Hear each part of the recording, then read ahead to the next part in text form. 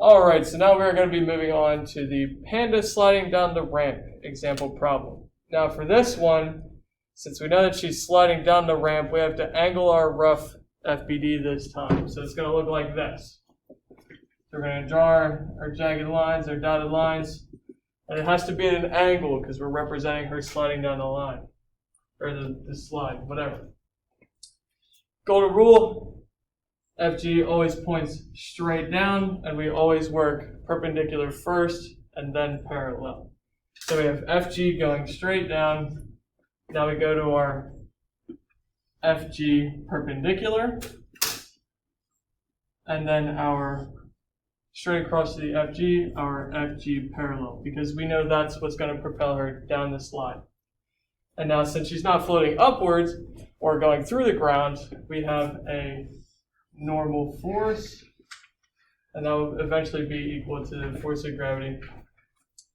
And we know that since she's moving in constant velocity, we have to have something opposing her movement, so we have a force of friction. Now, final FBD here, we have to revert back to our original FBD sort of sketch look. And now we're going to forget about the total FG force, and we're only going to work with the force of gravity in perpendicular and force of gravity parallel. So on the bottom here, which would have been FG before, it's now FG perpendicular. We know that since she's not floating away, we have our normal force, and they are going to be equal. Now what's pushing her down the slide is the force of gravity in the parallel direction, and what's opposing her is the force of friction. Those are going to be equal because she's in constant velocity. Now, we have to make the final FBD quantitative. So we know that the panda is 15 kilograms in weight.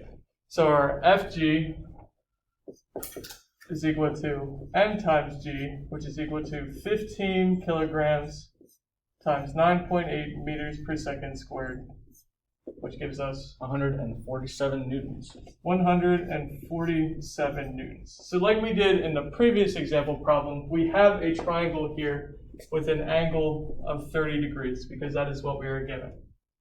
So we know our total FG, well, that was a bad triangle.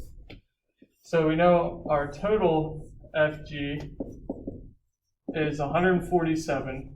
We know our angle is 30 degrees. So we need to find both the force of gravity in the perpendicular and the force of gravity in the parallel. So here's our force of gravity perpendicular and our force of gravity parallel. We know that FG total is going to be our hypotenuse. So in order to find, let's start with FG parallel.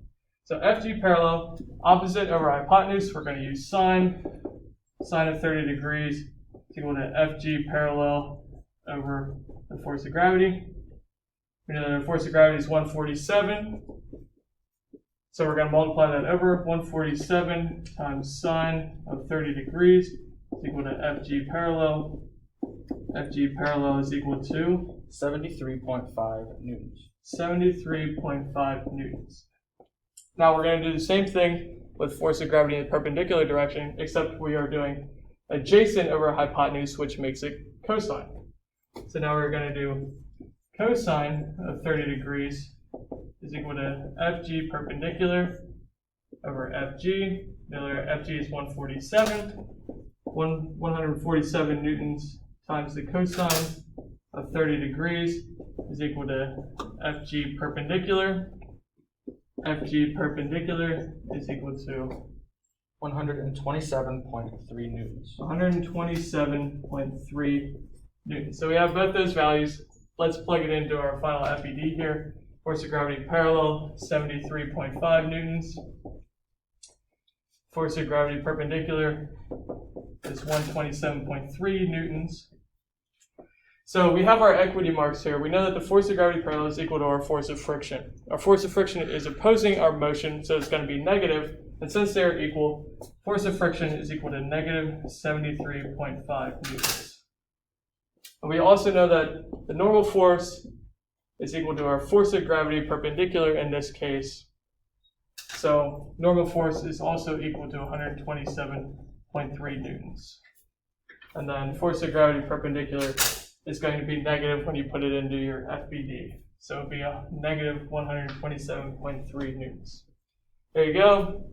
There you have it. That's all. Hopefully that was simple.